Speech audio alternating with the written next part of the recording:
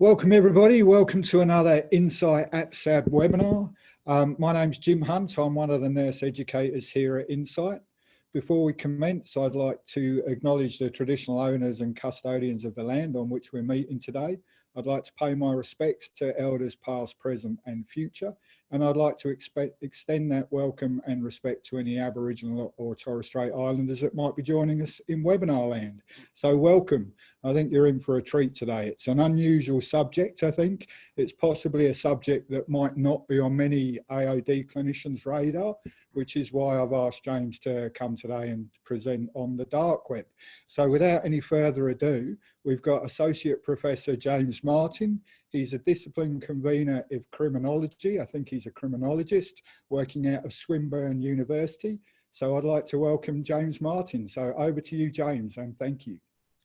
Okay, thanks very much, Jim, and the rest of the team at Insight for welcoming me to do this presentation for you today. Yes, as Jim said, I am a criminologist. I specialise in dark web drug research, particularly this phenomenon of darknet marketplaces or crypto markets, as we call them. I've been working in this space for about 8 years now, which has been nearly as long as the dark web drug trade has been going on in earnest, and working mainly in this sort of area of harm reduction, looking at violence, organised crime as well. So I'm going to be covering, what I'll be covering today is here. Yeah, so three main sort of areas. One is going to be looking up how the darknet actually facilitates the drugs trade. So we're going to be doing sort of a bit of a walkthrough through how crypto markets or darknet marketplaces, as they're colloquially known, how they work. So how people access drugs online, how the sites themselves function. Part two, we're going to be looking at some quantitative data. Some of this is being produced by some researcher colleagues from all around the world, and also by some of the teams that I lead or that I participate in. And part three, which I imagine is of particular interest to a lot of you in the audience today, is what does the proliferation of crypto markets and the growth of the darknet drugs trade mean for drug users, and particularly for the health of drug users. So I would say that despite the fact that this is, it's a relatively new area of research. It's weird to say that now because, yeah, it's been going for sort of, at least 8-9 years, but there's still a lot of unanswered questions. I would say that this question of harm reduction is one that is still in the process of being answered, but we do have good levels of evidence out there, at least to begin to answer some of these questions in some degree of detail. And I think we'll, I'll present the evidence to you, and I think the validity of it will speak to itself. And then, of course, I'll be around for questions at the end of the presentation as well. So without further ado, I'm going to jump into things, and please note down any questions that you might have, and I look forward to answering them at the end of the presentation. So first up, what is it that we're talking about? Well, crypto markets or darknet marketplaces are the main centers and the main sort of focal points for the illicit drugs trade that takes place on the dark web. So there's a few things to note about how these sites work, because they're a little bit different from some online sort of shopping that you might see. The crypto markets they've been described in the press as kind of an eBay of illicit drugs, and that's actually, I think, quite an apt description, because like eBay, the sites themselves don't actually sell anything. Just as eBay doesn't, sell you any of the things, the tennis shoes or, sunglasses or whatever you might buy on those sites, what it does is it connects buyers and sellers in a one location. So the characteristics that crypto markets share: third-party hosting administration, use of traditional postal systems to deliver goods, and this decentralized exchange network, they're all common to a legal website such as eBay. What is different and what separates crypto markets from these legal trading websites are these remaining three characteristics: the use of aliases, reliance on the Tor network, and the use of electronic currencies. Bitcoin's the big one here, but there are other ones that are being used on various sites as well. So the important thing to note about these from the outset is it's a way of connecting buyers and sellers who may be located in the same country or in different countries around the world. The sites hold this sort of encrypted, secure, anonymous infrastructure where buyers and sellers can log on, that you can create a buyer account or a seller account.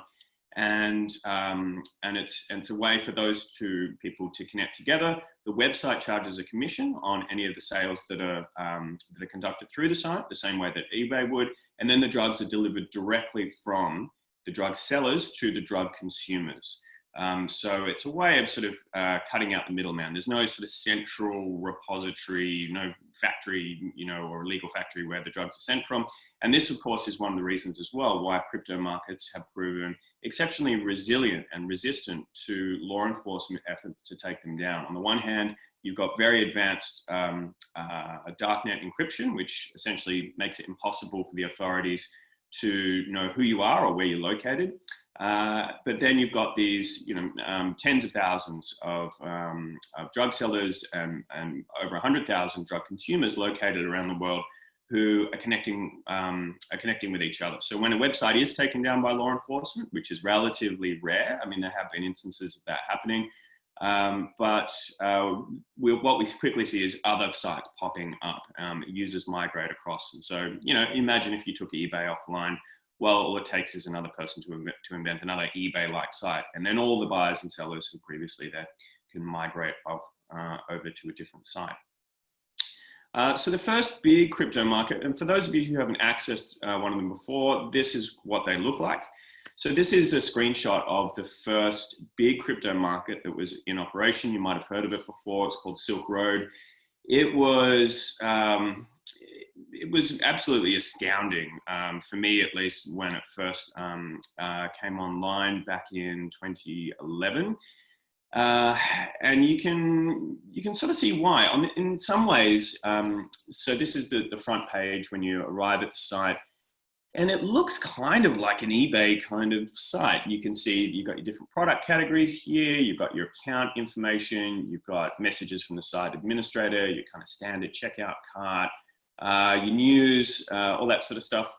But of course, what's different is the products that they sell. So you've got your pure cocaine here. These are all your sort of special offers that are just on the front page. But here you can see on the left here, these are all the different product categories that were available under Silk Road. And these numbers here on the side in gray are the numbers of individual listings under any given product category. So this was very early on in the Silk Road days. This was when this screenshot was taken. When Silk Road was eventually taken offline, it had over 12,000 different drug listings. And by contemporary standards, that would be quite small in today's terms as well. So the sites that are in operation now and the overall volume of drugs that are being traded on the darknet is much, much bigger than it's ever been. So this website was operating for about 2.5 years, and it was operating in full view of the world's most powerful and well-resourced law enforcement agencies. And because it runs on the dark web, it was basically impossible for law enforcement to take down. There was quite an interesting congressional intervention presentation that was done by Chuck Schumer, the US Senator, basically calling attention to the DEA and the FBI to try and crack down on the operation of this site. And it was really an interesting moment because you assume that people can just take websites, the authorities can just take websites offline as and when they like, but this is not so on the darknet. And it was really kind of a big embarrassment for law enforcement that it took them so long to actually take this site offline.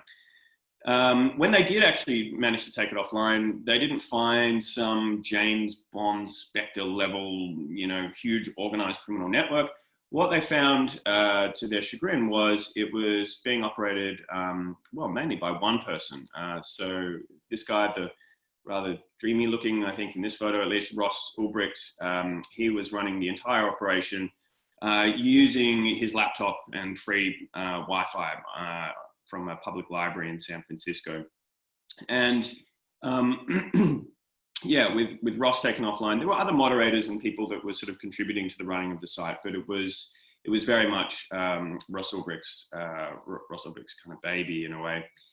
And anyway, when the site was taken offline by the FBI back in 2013, they declared that this was the beginning of the end for the darknet drugs trade. That this, proved that no one was beyond the reach of the long arm of the law. But of course, that was not the case. Less than a month after Silk Road 1 was taken down, Silk Road 2 was already back online, and it very quickly eclipsed in size Silk Road 1 because of that tendency for users to migrate from one site to another. So despite the fact that Ross Ulbricht was thrown in prison, and along with a couple of other moderators on the site, the majority of the buyers and sellers were able to continue their business uninterrupted. So what this really put the lie to was that the darknet drugs trade was in any way under control. In fact, what we've seen, it was just getting started. And what Silk Road really did was prove the viability of this business model, that Ross Ulbricht managed to accumulate something in the order of, well, was in then terms about $80 million worth of Bitcoin. God knows what it would have been worth now, because Bitcoin has, the value of Bitcoin has increased dramatically since those days rather. But what we've seen since then is the proliferation of this business model and the launch of many crypto markets. More than 100 crypto markets have come online, most of which have been taken offline through various, well, most of them have been taken offline voluntarily. A few have been exit scammed, which is when the administrators of these sites abscond with people's funds. And then it's actually the least likely reason that these sites are taken down is from law enforcement intervention. But yeah, the long story short being that there are many more of these sites in operation than there ever have been before. So yesterday I thought I'd jump online just to have a look at the latest sort of stuff that's happening on the darknet. This is a screenshot that I took yesterday from Empire Market. This is one of the bigger markets that's in operation currently. And you can see here, it looks very much the same sort of thing. It's a little bit sort of more polished looking than Silk Road was, but essentially it functions the same way. So you've got your different product categories here, 34,000 listings in the drugs and chemicals category here, your different sort of messages, how to become a vendor, that is a seller on the site, et cetera, feedback forums, all the various other sort of site features that you have here. So if you were a drug user and you were interested in accessing one of these sites, they're relatively easy to do so, provided you have access to a computer and some basic sort of knowledge about how to run darknet encryption software, which is a lot more simple than a lot of people might think. You just need to download a Tor browser. If one was to use it to buy or particularly sell drugs online, there's a few other sort of little technical details you need to get your head around to make sure that the software that you're using is properly ensuring your anonymity. And then you just need to acquire a Bitcoin wallet. So you need a bank account. So there are a few sort of obstacles to access here. So not all drug users will be able to access and use these sites directly. So for example, if you're a homeless heroin user, for example, you wouldn't be able to access this site directly, although your drug dealer may well be sourcing the drugs that he's selling to you from the darknet as well. So provided you have a minimal level of education and access to a computer, bank account, etc., this stuff is not hard to access. So there's a few other interesting sort of features that make these sites work quite efficiently. One is that they have these search functions. So on the site, if I wanted to buy some cannabis, say, or heroin in this instance, I could just put in search things, I want some heroin. I could buy it from a vendor who's located overseas. So I could buy it from the UK or from the United States or from wherever a vendor might be located who's willing to sell to Australia, which is the vast majority of them. Or what I could do is I can change the origin country and say, okay, I only want the vendors who are already located in Australia to send me the drugs and to be included in my search criteria. And the main reason to do this, well, there's a few different reasons. One, it obviously takes much less time for drugs to reach you if they're coming from the post and the source is already located in the country. But the other big one, of course, is you don't need to run the risk of drugs being intercepted as they come through customs. So, obviously, external border controls are much tighter than internal ones. There's very little internal screening of mail that goes on, but so for people who don't want to wait and who don't want to run the risk of falling afoul of the authorities at the border, that's a kind of simple way of narrowing your search criteria. So anyway, I did this search yesterday, chucked in heroin here, origin country, Australia. And this was just the immediate. There were many pages of respondents who were happy to send the drugs into the country. And what you can do here, you can see that there's prices. You can break these down into Australian prices as well. We'll look at a little bit of pricing data in a minute, but you can see there's lots of different. This is just the very first page here. Actually, not even the whole first page. There's lots of people who are prepared to sell heroin. What you will do once you click on one of these pages or one of these offers here, you'll be taken to what's called the seller page or the user's vendor page. And that looks something like this. So these are actually older screenshots that I took a while ago here. And you can see the kind of sort of content, there's sort of rhetoric that is up on these vendor seller pages. You've got this, well, I mean, if you're familiar with sort of conventional advertising, a lot of this stuff would sound quite familiar. This priority friendly and helpful customer service, quality domestic source products, loyalty bonus programs exist. There's 2-for-1 offers. Basically, these are all the kinds of sort of gimmicks that vendors use to try and attract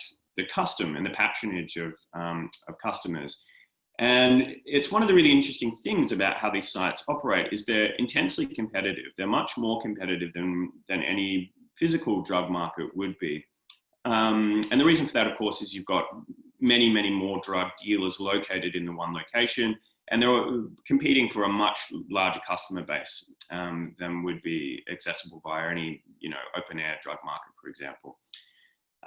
But crucially, drug dealers who are operating on the darknet can't rely on having more exclusive access to the customers, and they also can't use violence to compete with one another. The anonymity that protects drug vendors from law enforcement also protects drug vendors from other market participants, be those rival drug dealers or also customers, who are, of course, a source of risk and danger to drug sellers themselves.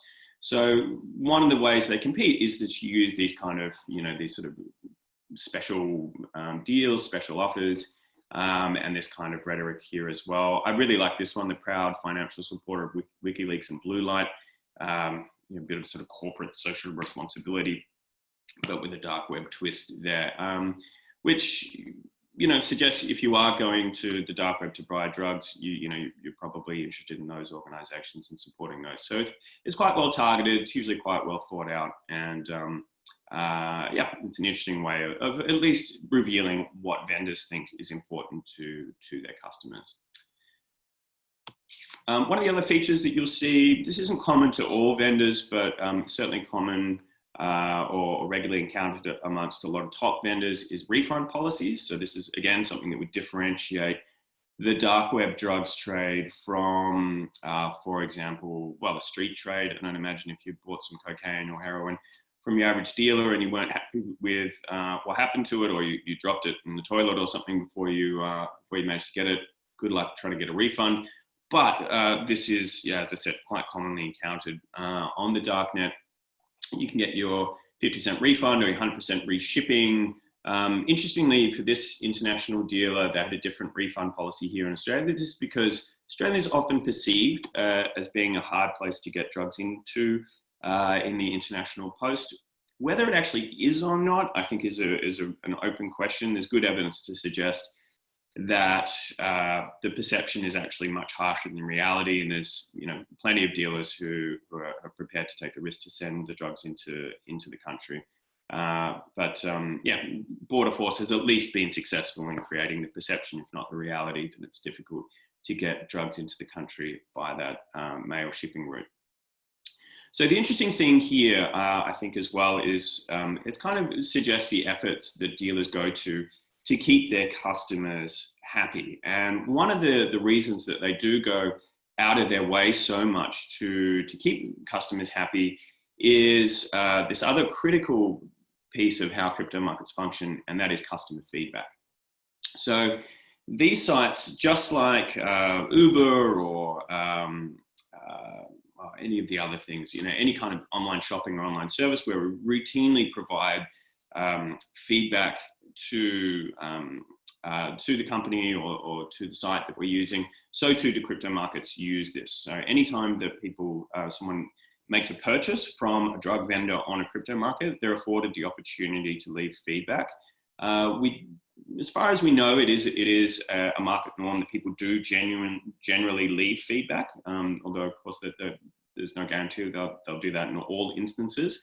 But what it means is it makes dealers exceptionally sensitive to the feedback from their customers. And typically what they'll say on the vendor seller page is something like, look, if you're not happy with our service, please don't give us a bad rating.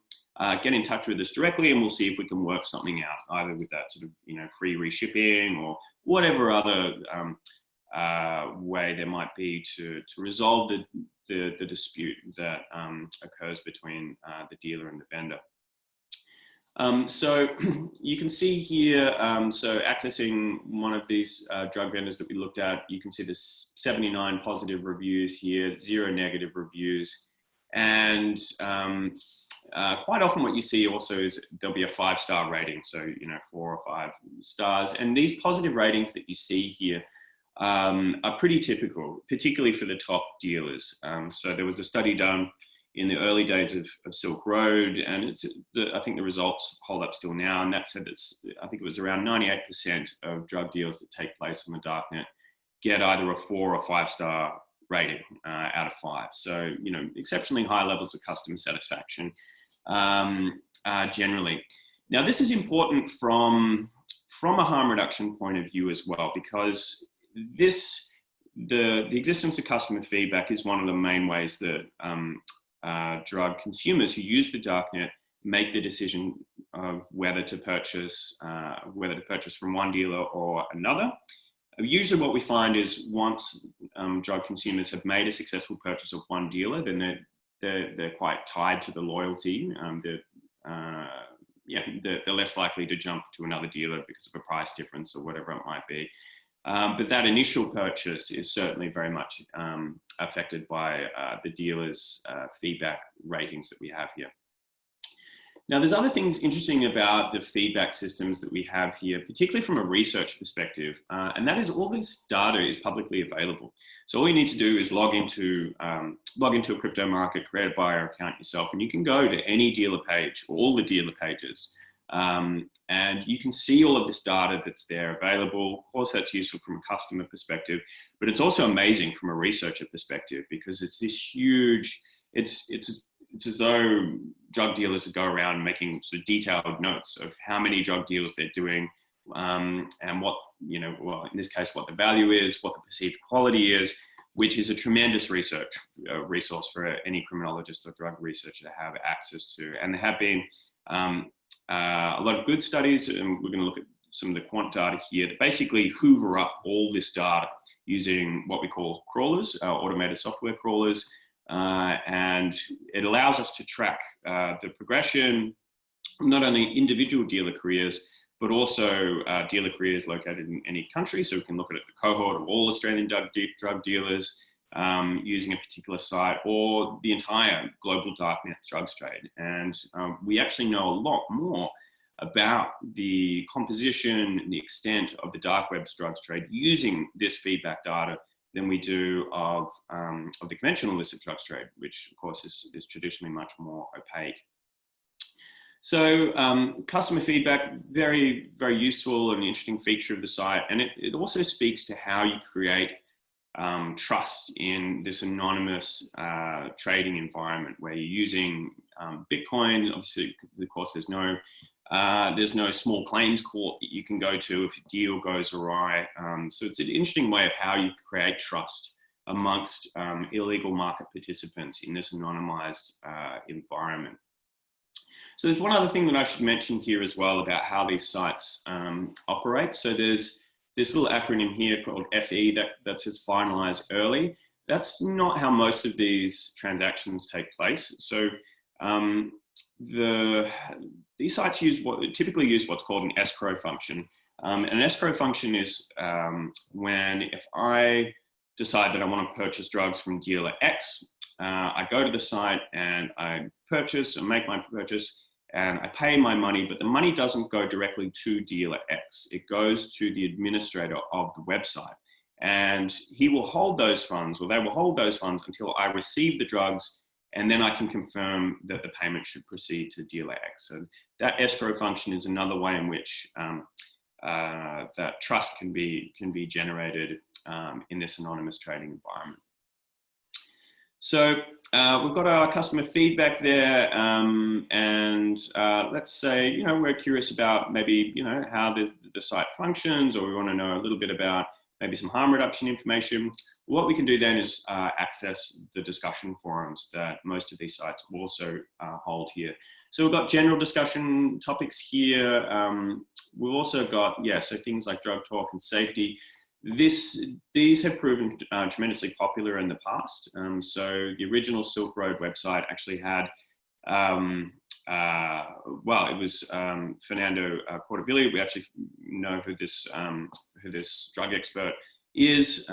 They've been trying to get him to go to the US for some time now, and he's not keen to go for understandable reasons. But he would actually have this regular column where he would answer questions about safer drug usage practices. So there's a lot of folk kind of knowledge where users are sharing their experience, but also we have had that, at least in the past, where actual medical professionals have answered questions. And it'd be things like, I'm an injecting drug user, but I'm also having chemotherapy at the moment. How do I best time my drug use so it doesn't interfere with the drug treatment that I'm having? Those kind of really tricky questions that people may not be too keen to talk to their GP about if they have access to a GP.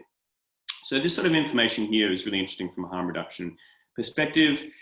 Also, this other one here, security and anonymity, this is interesting as well, because of course, drug harm can come not only from the drug use itself, but also from this interaction with law enforcement and being exposed to arrest.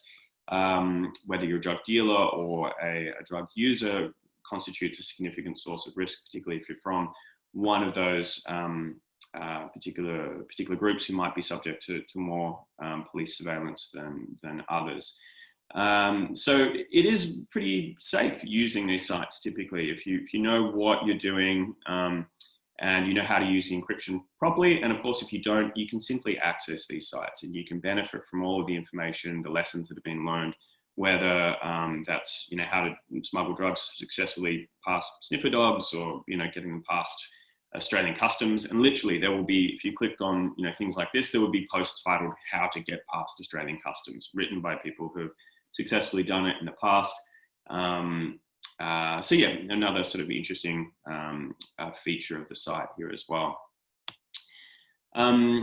Lastly, you can see here, this is Dread. Dread is kind of like a Reddit discussion forum. So not all sites have their own harm reduction discussion forums, but they might have a page on Dread. And you can see here, some of the sort of question topics here, about how to dose drugs properly, what things might be, potentially adulterants might be in drugs from particular dealers, how people, manage, the timing of their drug use, all those sorts of things.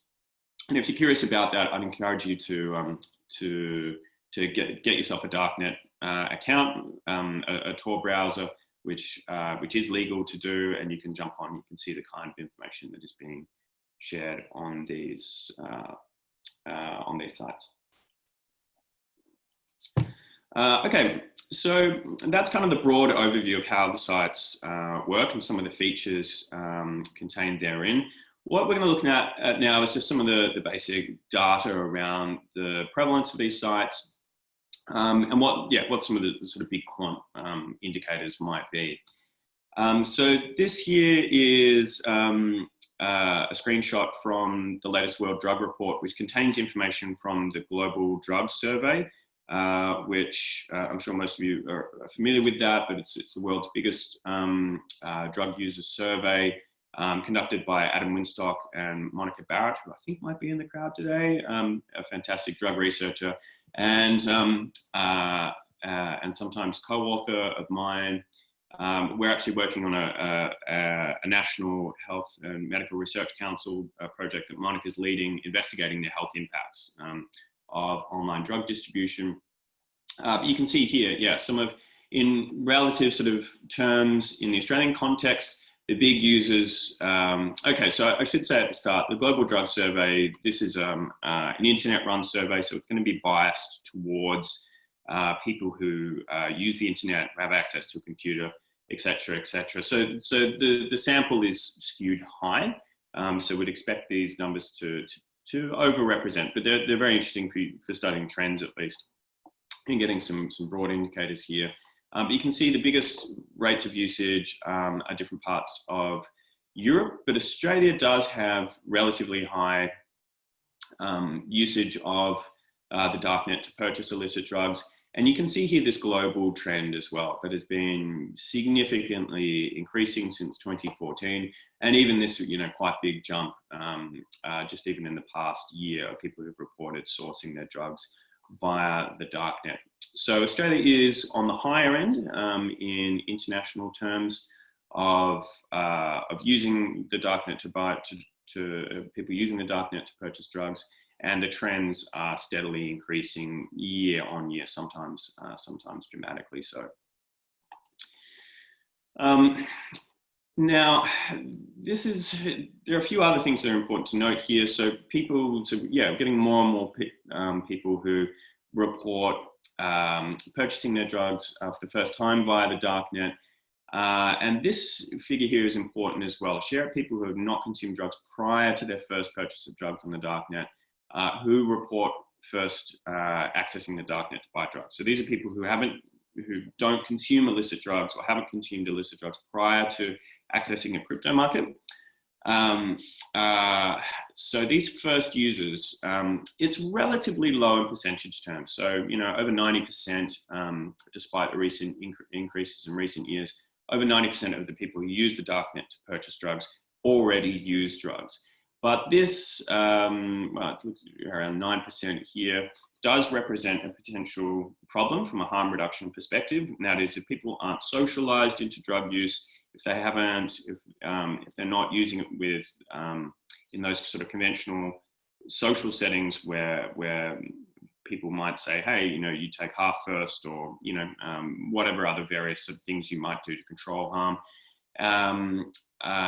Then this represents, if you're unfamiliar with the drugs and they just arrive in the post and you just jump into it, it obviously can be a risky proposition. And there have been a few instances where young people have died from purchasing ecstasy, for example, and then taking a bunch too much because they don't really understand what they're doing. So these are highly newsworthy events. They don't represent, they're not representative of the majority, or even a very significant number, but it is something to be mindful of, that does occur. So in terms of what kinds of drugs are actually traded on the darknet, this is another one that it actually sort of confounds a lot of expectation. A lot of people think that it's new psychoactive substances, these sort of fancy new designer drugs that are emerging that would constitute the bulk of the drugs that are sold on the darknet. This is not the case. So this is an interesting sort of longitudinal study done by Saska and Nicholas Christen, fantastic researcher working in this area, tracking the composition of drugs sold on most of the big crypto markets that are in operation.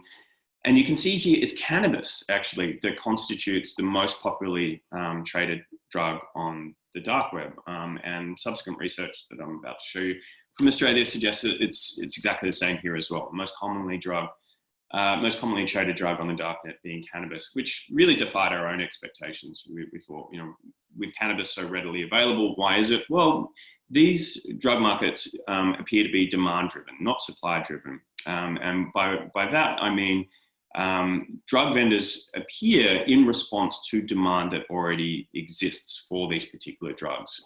So the supply patterns that we see here reflect the general demand for drugs out there, which is predominantly cannabis, MDMA, stimulants, so things like cocaines would be represented here, and RX being prescription drugs. And you can see that there's been rather dramatic growth in prescription drugs in recent years. A lot of this actually has to do, this big increase that you can see here was a study that a team I lead demonstrated. This was all tied to the US opioid crisis and the DEA's decision to reschedule a whole bunch of opioid drugs in the United States to make them harder to get by legal purposes. And we basically found that the week that they implemented this decision, implemented all these supply side restrictions, there was this explosion of darknet prescription opioid sales on the darknet. So again, that kind of reflects this demand side tendency for these sites to be driven by demand rather than supply. So I'm going to zoom through these, because I don't want to get too bogged down in the quant stuff before we look at some of the harm reduction questions. And also this data's, it's a couple of years old now. So this was information that using the software crawlers that one of the teams I work on did back in 2016. And what we found was there were a relatively small number. There were 152 active vendors in Australia. Which, I mean, for a country of 27.6 odd million or whatever we are now, it doesn't sound that high. It's true, the dark web drugs trade is small in relative terms overall, but it did represent the second highest number of online drug vendors per capita. So we're just behind the Netherlands there. So relatively high in international terms, not only for numbers of users accessing the darknet to buy drugs, but also the numbers of dealers only out there. 7.2% of the number of dealers that are out there are located in Australia. So, much higher than, our population in relative terms. In terms of what Australian dealers were selling back in 2016, and we would expect these proportions to be roughly similar to what they are today. In a single month, we recorded around 1,500 cannabis transactions, followed by around 1,260 prescription transactions, followed by ecstasy, methamphetamine, psychedelics, opioids, cocaine, etc., etc. So again, not exactly, but roughly corresponding with the kind of drug usage patterns that we see in broader society anyway. So the interesting thing about this is, despite the fact that you can get lots of weird and wonderful drugs on the darknet, new psychoactive substances, quite niche psychedelics. I've been in the drug space in one way or another for a long time, and I regularly encounter drugs I've never heard of on the darknet. But it hasn't facilitated this explosion. People tend to access the drugs that they want and that they like, and they tend to be these sort of big. The big classic ones, cannabis, MDMA, prescription drugs, and so on. Now, a quick look at some pricing data here. So we were curious, and one of the studies that I did was part of, along with Jack Cunliffe and some other colleagues, was looking at how Australian darknet drug dealers compare in international terms. So this little triangle here, that represents the street price. For this, we used data from the EDRS, from the National Drug and Alcohol Research Centre, which is a fantastic resource for anyone interested in pricing or availability of different drugs that are out there. And what we see here, these are Australian vendors, Australian darknet vendors, and little black crosses represent the average there. And then we have international vendors with the little black cross being the average there as well. And what we found, cannabis, much of a muchness. So yeah, slightly cheaper for our the street price, a little bit more expensive on the darknet, but broadly in line. These three broadly in line here, which is not surprising because cannabis is pretty much the only drug in Australia that isn't massively overpriced in international terms. When we look at different drugs, we see a very different pattern emerge.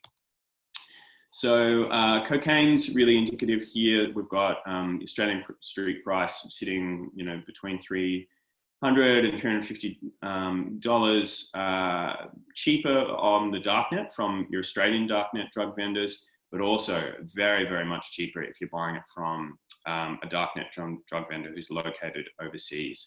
So for those customers who are prepared to wait a little bit longer and maybe take some risk in perhaps the drugs getting intercepted at customs, probably not, but perhaps, then there's massive price incentives to do that. And of course, this represents another means by which drug supply can occur. So drug dealers can, use this to source their own supply rather than, relying on drug wholesalers or those kind of bigger level dealers operating in whatever region they are in. And you can see similar patterns here. So MDMA, ecstasy, much cheaper from an Australian vendor than to purchase on the street. And of course, much, much cheaper if you're buying it directly from a dealer who's located in the Netherlands or UK or wherever it might be. We see similar kinds of patterns with heroin as well and methamphetamine. The Australian darknet price slightly higher than the street price, but much cheaper if you buy internationally, and so too with methamphetamine. It was quite interesting here, this price difference that we see between the street price, so much cheaper to buy from a darknet drug dealer located in Australia. We're not quite sure why this would be. We sort of posited that it might be because the methamphetamine trade is kind of associated with the sort of more violent end of organised crime here in Australia, and that people might charge a premium to deal on the street for that, whereas it's much safer to do so on the darknet. So maybe people drug dealers are not so worried about a chopper read kind of type kicking in their door and killing them and stealing their stash. So maybe they're prepared to participate in the trade with less financial remuneration as a result. But that's still kind of an open question that we're trying to figure out. Now, in terms of the impact of COVID, we don't have any solid numbers in Australia yet, I believe, but some interesting research that was released recently by the European Monitoring Centre for Drugs and Drug Addiction. Using software crawlers like this, they found that there have been significant increases, probably for the drugs you'd imagine in a lot of cases. So for cannabis, for example, people sitting home at lockdown, cannabis is a pretty attractive option. MDMA less so, but basically for a lot of drugs, drug use went up in terms of the darknet drugs trade. And it's not really hard to see why. If people are sitting at home, they're smoking more cannabis, particularly if they are on the lockdown and they don't want to or can't leave the house to access the usual sources of drug supply. Well, then going on the darknet, doing an online order and then getting the drugs delivered directly to your home is an attractive option there. And so we need to do further research, and it will I'm sure come out in the wash in due course. But basically, we expect that the dark web drugs trade is one of the main beneficiaries of COVID, and that more and more people will be driven to these sites because of the unique circumstances that we find ourselves in conditions of lockdown.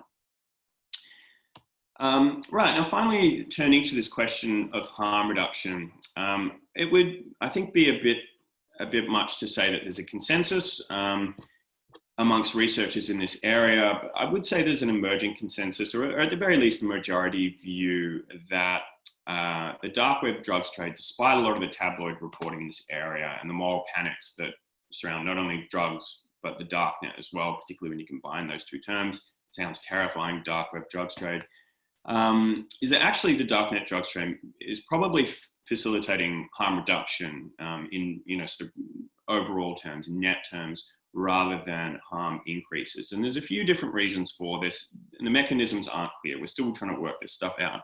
But yeah, I'll present the arguments and the evidence that we have to you, and leave it for you to make your own decision. But in the first instance, is this questions of drug quality. So typically drugs that are purchased on the dark web are higher quality than they're purchased on the street. There's various reasons for this. One of them might have to do with the fact that there's shorter supply chains. So if I'm buying directly from an ecstasy dealer in the Netherlands, it's not going through the international trafficker, the wholesaler, the mid-level dealer, the street dealer, all of whom might have some incentive to adulterate the drugs before passing them on, so they can make more money. Or it could have something to do with the fact that the crypto markets themselves are much more competitive environments, and people want to sell higher quality drugs to attract that increased custom. But either way, preliminary analysis that we're doing in Australia, and also stuff that has been done overseas, suggests that when we test the drugs that are purchased on the darknet, they're typically of higher quality.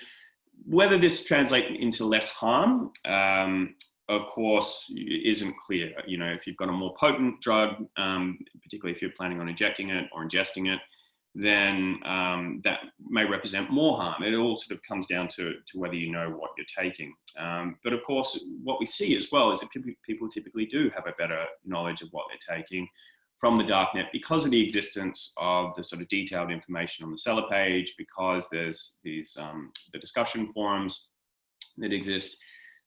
So yeah, the levels of knowledge are also higher, which, you know, if you're buying drugs from some stranger on a street or, you know, music festival, you've essentially got no knowledge of the drugs, the potency of the drugs that are contained therein. So we do also, as discussed earlier, you've got access to these harm reduction discussion forums, where if you do have questions, it's that opportunity to share information. The information isn't necessarily of high quality. As I mentioned, you've got sort of that folk knowledge that's out there.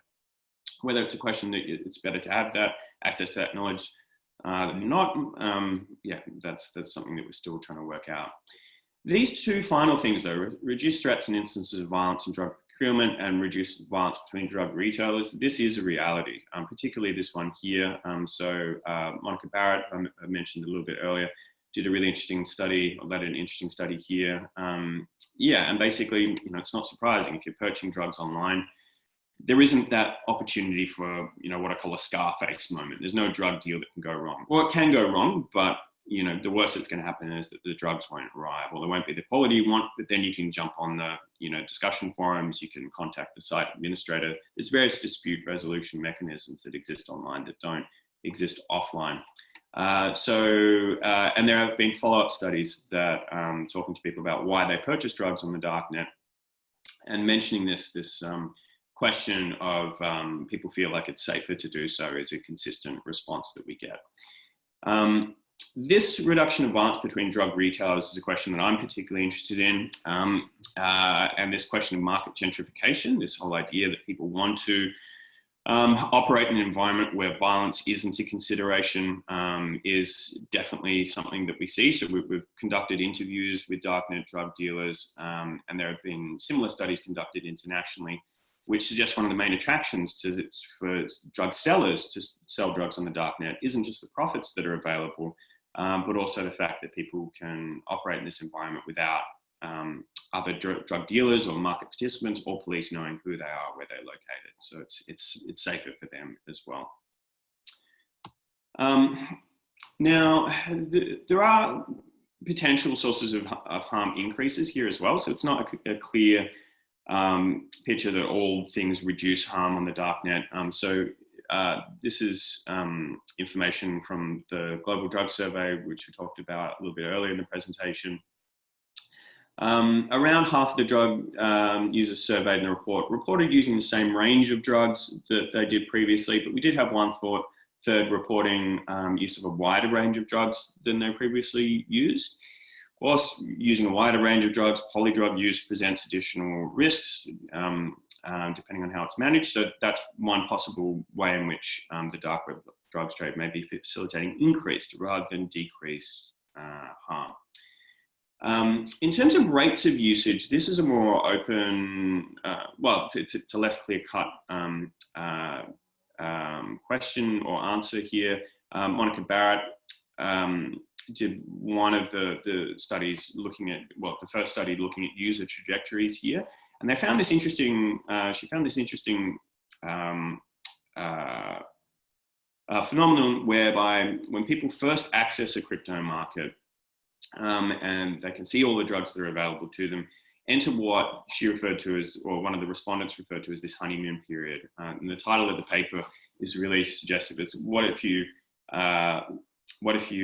love cakes and you live atop a bakery? And it's sort of referring to this, question of maximum abundance and what happens. And what's interesting is she and her colleagues found that when first accessing a crypto market, people sort of enter this period of gluttony, and they're like, oh, wow, we can try all of this stuff. And usage of a whole bunch of tends to increase, but then it starts to decrease, and then it returns to pre-existing levels as people get used to this new sort of situation of abundance. And so that is that over time, people will mediate their drug use rather than continue using at a more elevated rate. So in terms of wrapping up today, and happy to answer questions after this, that crypto markets, yeah, in overall terms, they're small, but they're getting bigger year on year. So this is, I think, an important question for AOD, people working in the AOD space, to at least be aware of, that these sites are out there, how they work.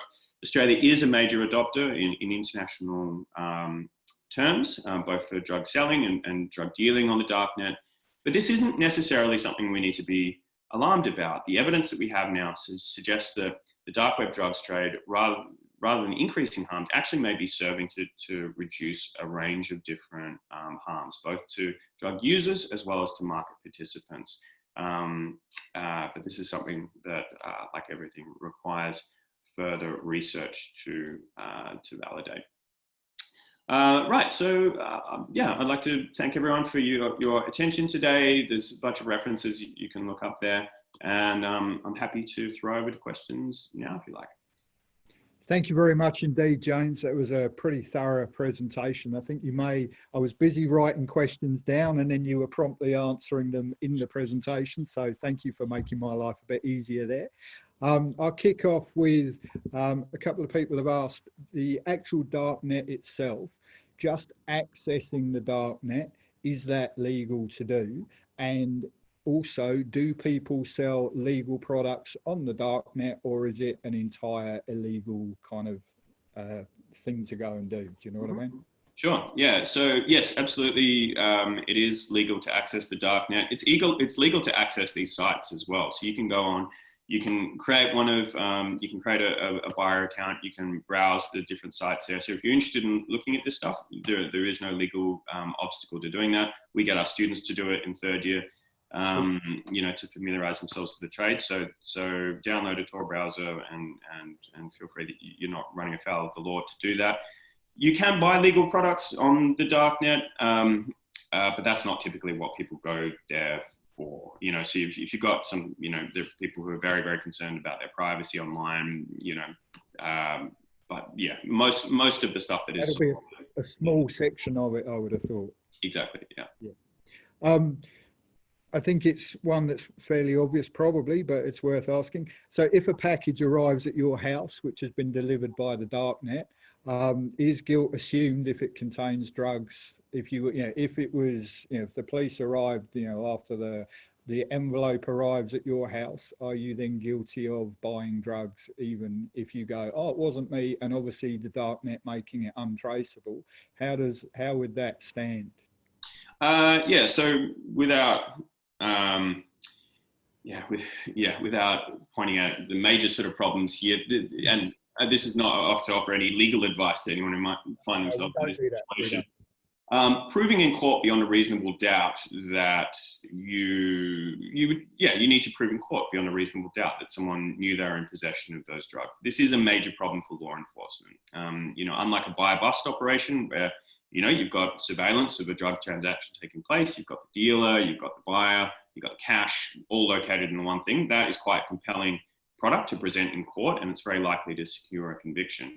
If you've got drugs that are arriving in the post, you don't have evidence of any transaction taking place, there's no financial record that's available to you or to investigators, that's a much more difficult proposition. And particularly if it's only for possession amounts, this poses a big problem for law enforcement in terms of resource allocation. So, are they actually going to send people out to arrest people?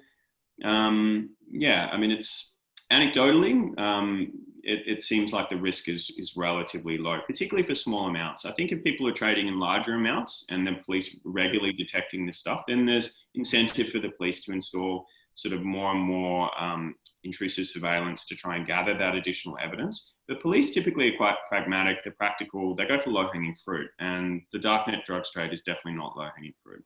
Yeah.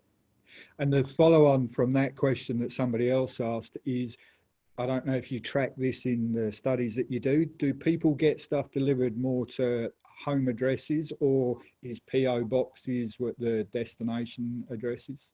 Yeah, I'd say typically home addresses. In fact, a lot of dealers say that they won't send to PO boxes. And they typically advise you to use your real name as well. And I think the reason that they do that, fake names tend to attract attention, whereas real names, it doesn't necessarily make things easier for law enforcement if there's a real name. If somebody sent drugs to me, for example, in the post, they would send it using my real name. That doesn't mean that I know what's in it just because my name's on it.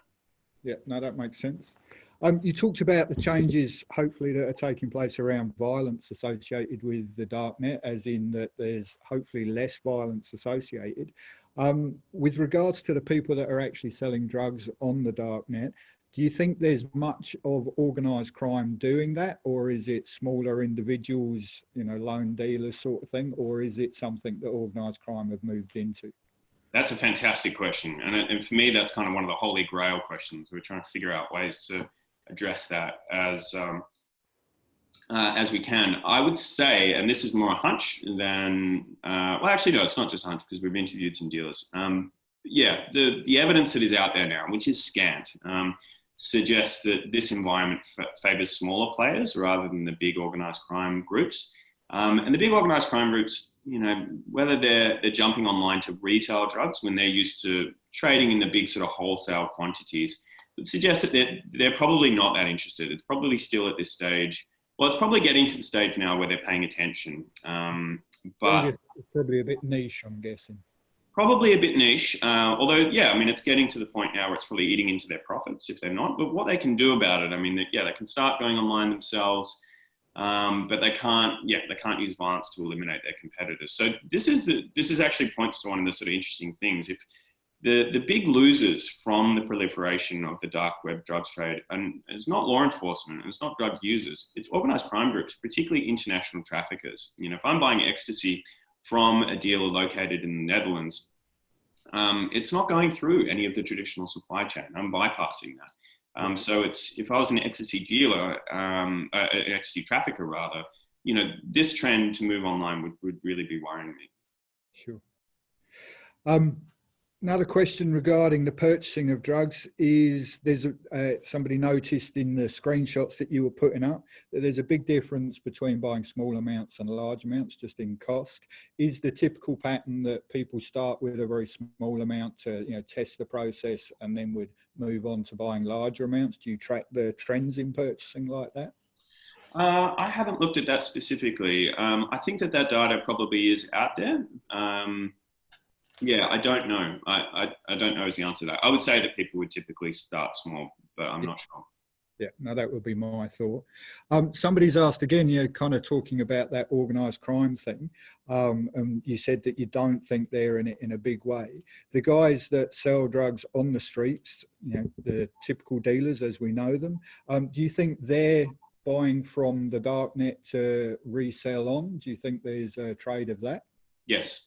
Yeah, it is. Yeah. So there have been some studies looking at this. And they're a few years old now, but they found, so this last study, the numbers are approximate here. There's a study by David DeCare and Judith Aldridge. For those who are interested, you can look it up. They found that it was something like 90% of the dark web drugs trade, transactions were around $200 or less. But then there was a much smaller proportion where it was like more than $1,000 in drug purchases, which that could be for personal use. In fact, I would argue that maybe it was probably the methodology of the study, but there are a few very high value drug transactions, which would be indicative more of somebody interested in at least social supply, if not outright commercial supply. So it's in the minority, but we do know that drug dealers are sourcing drugs on the darknet, either to resell back on the darknet.